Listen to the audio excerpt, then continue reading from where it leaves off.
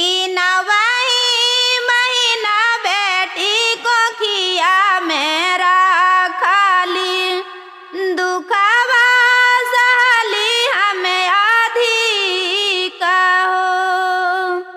नवही महीना बेटी को खिया मेरा खाली दुखवा सहली हमें आधी कहो।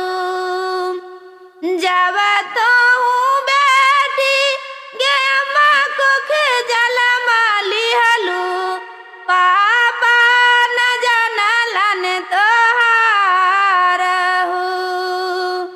जब तो हूँ बेटी गे भइलू सयाना से पापा के बड़वा धैले खाड़ हो।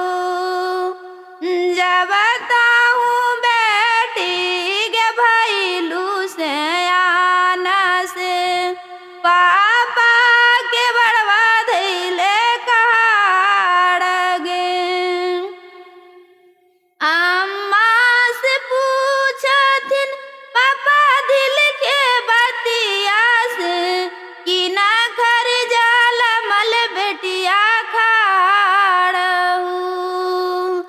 अम्मा से पूछलन पापा दिल के बतिया से कि ना घर जाला मल बेटिया खाड़ हूँ। बरही बरिस प्रभु रहले महल बीच नहीं चिन्हला धिया बाया पान हो। बरही बरिस प्रभु जी रहलन महल बीच नहीं चिन्हला धिया हमार हो। धिया के सूरत देखी पापा मूर्छित भैलन भेटी भैलन प्राया के अधीन हूँ। धिया के सूरत देखी पापा मूर्छित भैलन बेटी भैलन प्राया के अधीन हूँ। कठिन संकट बेटी पापा पर आई गईलो कैसे करतन संखा दान हो। कठिन परीक्षा बेटी पापा पर आई गईलो कैसे करतन संखा दान हो। सब दिन रहलू बेटी बाबा के भवनमा से आजू चलल दूर देश हूँ।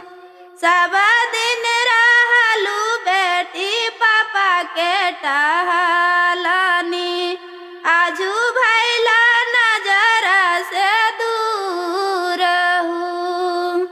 सब दिन रहलू बेटी पापा जी के टहलनी आजू भैलू नजर से दूर हूँ। रोबलन बाबा से रोबलन माई से रोबलन भैया हमार हूँ। रोबलन बाबा से रोबलन माई रोबलन भैया हमार हूँ। रोबलन सखिया नकुल परिवार सब विधान के ही बेहबार हूँ। रोबलन सखिया न संग के सहेली सब विधान लिखल है लीलार हूँ।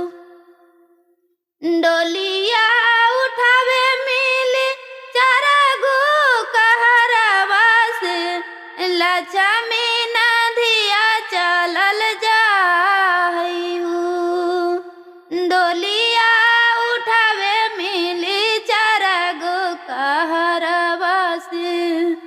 लक्ष्मी